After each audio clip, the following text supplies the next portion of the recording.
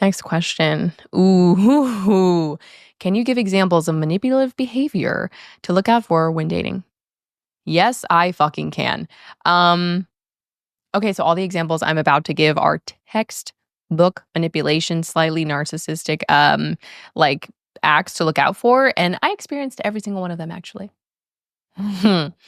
First one, love bombing, over the top gestures, grand declarations, constant texting, like an unnatural level of untexting, if you know what I mean, which can shift to control or emotional withdrawal later. P.S. Another one is guilt tripping, like for saying no or prioritizing your own needs. Like if you ever heard anyone say something like, I guess I was wrong, guess you don't like me if you won't meet me tonight. That is guilt tripping and slightly manipulation.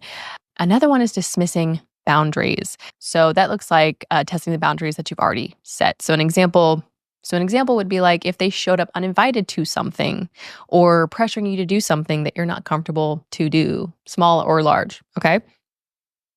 Another example of manipulative behavior is excessive jealousy or possessiveness. So you have that like constant questioning or upset that you don't reply immediately or accusing you without cause. Red flag, red flag, red flag.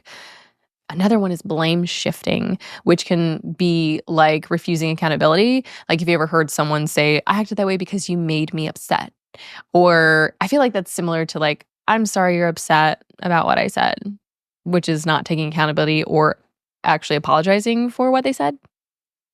Another red flag behavior is pushing for commitment too soon. So, pressuring you for exclusivity or moving in together or like a deeper commitment before you have time to actually establish trust or like genuine connection. Another one is isolation attempts, subtly or overtly in this case. So, like discouraging you from spending time with your friends or your family and saying things like, they don't get you like I do. I'm the one who gets you the most. Another one is disrespecting your time. So that's like regularly being late, canceling last minute, not respecting your schedule, like theirs is more important. Another one is negging, not nagging, negging, AKA backhanded compliments. So those are like the subtle put downs as humor to try and lower your self esteem. So that could be saying things like, you'd be so beautiful if you lost some weight. Or like, wow, I didn't expect you to know that. You're smarter than you look. Or like, it's cool if you're into blank, like insert your hobby here. It's cool if you're into blank, even though it's kind of basic. Like all of those are like backhanded compliments. Like they're trying to take a hit on your self-esteem. They're trying to knock you down a peg or two or five. Another red flag type of behavior is like trying to have too much control, like trying to dictate how you dress or act or spend your time, your personal fucking time. Run away. I also took the time to put together some bonus red flags in communication, what to look out for in communication. So, one is gaslighting, which is denying or twisting reality to make you question your own feelings. Like, you're being way too sensitive. I never said that, when they absolutely fucking did. A lack of empathy, dismissing your emotions or concerns. Another one is hot and cold behavior. So that's like extreme interest to withdrawal to keep you seeking their approval or to keep you guessing. Another one is excessive flattery, which is like kind of performative in their compliments. And lastly, overreacting to criticism, red flag. They get defensive or attack you when you bring up concerns that are legitimate. I experienced every single one of those before in more than one relationship, but all of them in one relationship. And I do talk about it in the Bluebeard episode if you're interested in going down that rabbit hole. Bluebeard is a tale about naivete and being tricked and then basically reconnecting with your intuition and getting free, just so you know. Next question. When do you feel most at ease and why? This one is a tie kind of between two things. One is being with a friend or friends that completely encourage and support me being my wild, weird, boisterous self without trying to edit myself, if that makes sense. And the other place where I feel most at ease and at peace, honestly, is like when I'm by myself in nature or at home. In nature is when I feel a release with the earth around me and kind of like I'm soaking up earth energy and replenishing. And when I'm home alone, because I just love my own fucking company and I like minding my business and enjoying my time in my sanctuary. Next question about community. How do you find solid community while living in a big city? Okay, this one is going to be short and sweet, but here it is. Try. Try. Be vulnerable. Be fucking vulnerable and then be persistent. Like have some tenacity. Show up to events alone, even like do it when you're scared. Make sure you're safe obviously, but like being brave is just doing things scared. That's really it. Put yourself out there and then be persistent. Do it again and do it again and do it again. And you don't have home runs with everyone. Like one of the reasons I made a really good friend from VidCon is because I walked up to them and their husband at a half open table and I had food in my hands and I just wanted to set it down. And I was like, hey, can I come stand here? And we started shooting the shit and we vibed and I was like, want to hang out like in real life? And now I have a new friend. Like that's how it goes. And it was one new friend every like 6 months. Like try. It's like those reels when you see people like, it's hard to make friends as an adult. And they're like, have you gone out? Do you talk to new people? Do you try new things? And they're like, no. Well, no, really though. Just try, be vulnerable, be brave. And a lot of times being brave is just doing things that scare you. That's it.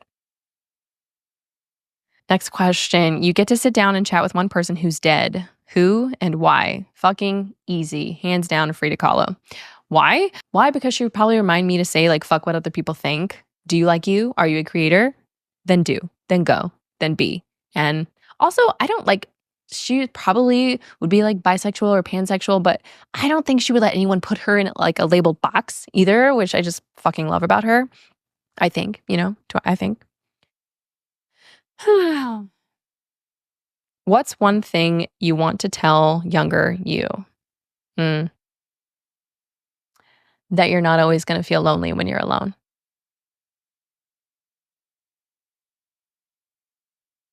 Ooh. Next question. Thoughts on college? Question mark. Is it a government brainwashing scam or really useful? Okay, so my mother is a university professor. And thankfully, her and my dad like kicked ass and were able to pay for my college. So I don't have debt. I don't have college debt, I should say specifically. I definitely have debt. But she would kind of hate me for saying this. Well, she wouldn't hate me, but I don't think college is for everyone. I really don't think college is for everyone. The old template for like school and getting a job, it's dead. It's gone. I know people with master's degrees. I know people that have like 10 years with a company and many of them are getting just let go left and right. There's no like security, the security mindset that we had with like, you do this, you study this, you go to the school, you go to the next school, you study that, you study the same thing. You're going to graduate with this, boom, you're going to get a job, but you can't get a job unless you have experience. Then you get experience by doing a free internship and not getting paid, even though you have bills to pay. Like the system is fucking broken. The template, it's dead. It's gone. It's gone. I don't know if college is a brainwashing scam because you usually get to kind of choose what you want to study, even though there's like prerequisites for what you want to study. I do think grades 0 through 12 slightly brainwash you though. Next question. How do you find your style and any shopping tips for budget conscious boss babes? I'm still finding it. I'll be real honest with you. I like my style is kind of practical and like modern folkloric. Something that did help me is doing a color analysis. I talked about this shit for like 2 years. It's not new. They've been doing color analysis for like years and decades, okay? But I finally did one because I was obsessed about it for like over a year. It was not an impulse buy. I fucking bought that for myself and I learned what colors look best on me. I recently went through my wardrobe and threw out shit that like one no longer aligned with me and who I am.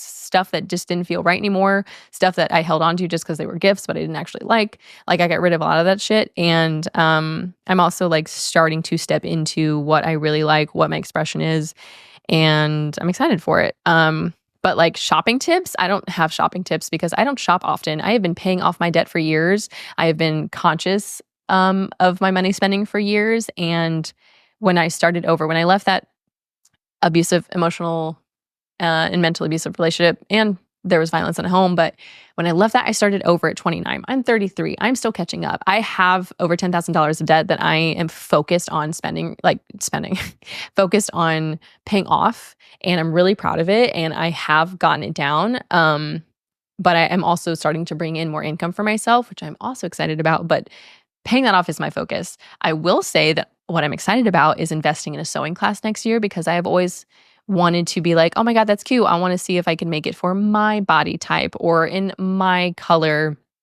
you know, theme or something. So I don't know, take a sewing class. Mhm. Next question. What type of meditations are your favorite? Looking for inspiration.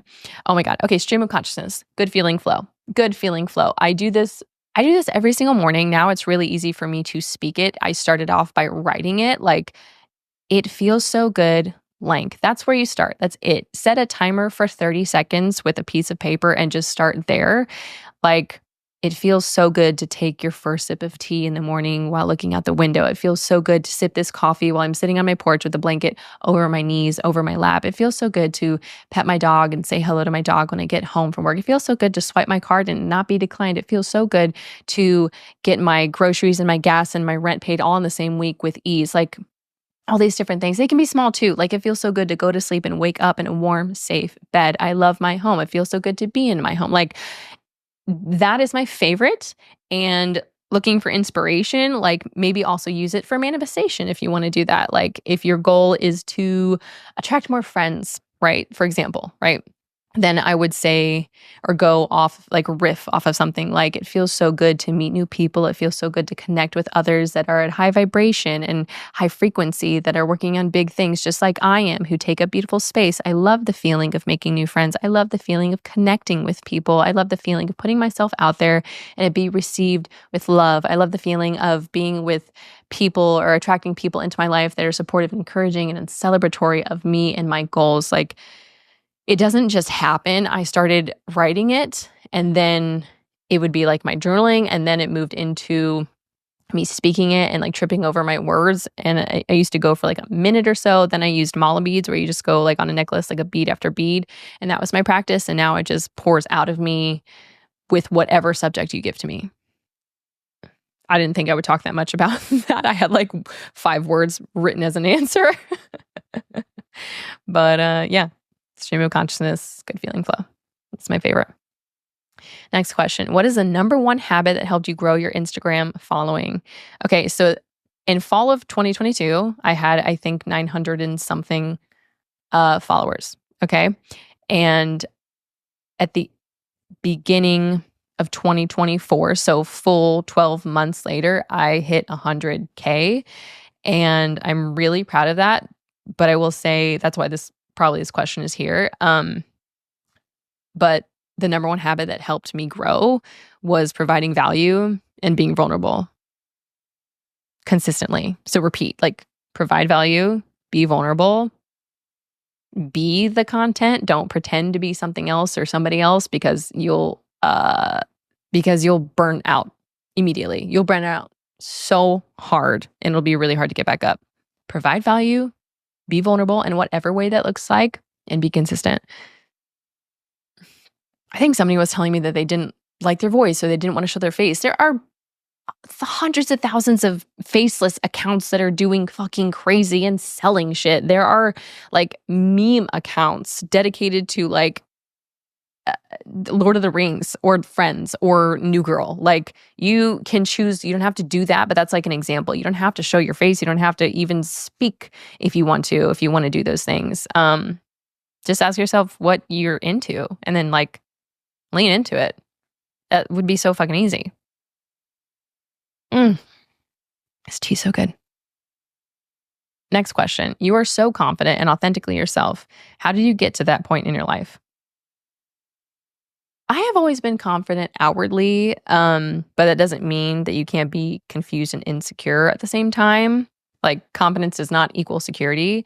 For example, men. But I spent many years with the wrong people trying to tone me down or like entomb my light. And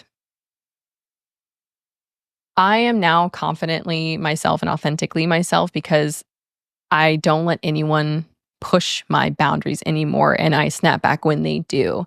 And I know in my heart that like I'm a good person with good intentions. Not like I'm amazing, not like not like toxic ego, okay? I'm telling you, like, I know that I'm doing my best. I have good intentions. I am a good person to the best of my ability, and I don't have ill will against anyone. People are out there trying to do their shit. Like, I mind my business. If I'm not into it, then I leave them the fuck alone. You know what I mean? So I don't try to tone anyone else down because I know what it feels like when someone tries to do that to you. And I also let friends lose me or people, not necessarily just friends, romantically as well. I let people lose me when they either don't believe in me, they don't listen to my needs, they don't have emotional intelligence to level up and be with me, either as a friend, romantic partner, some family of like created some space from, So it's not an easy thing. It's not an easy thing, but I stay authentic to my soul now by saying yes to things that inspire me and that I get my curiosities from and listen to them, take action on them. Next question is, do you miss dating men? Okay, listen. I dated them up until 29, came out as bi in 29, dated women and men after a long-term relationship, and ended up in a long-term relationship with a woman. After we broke up, I dated both men and women after that, before another long-term relationship with a woman. So listen, I'm going to say, like, people are like, we're just going to call people candy for this example, okay? I care about the soul of the candy and not the wrapper it comes in, if that makes sense. So am I reminded almost daily that men are just, ugh, God. Yes, but there are also good ass fucking people out there, and I don't care what body form it comes in. You know what I mean? Next question. What advice would you give someone discovering their queerness as an adult? Uh, be brave. Do things scared.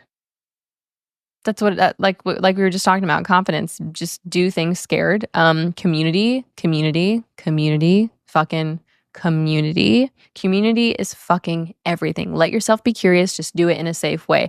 I went to like a Kink 101 class at Pleasure Chest in West Hollywood. It was for a client, actually. It was like for education, but I had a great time and I made a new queer friend.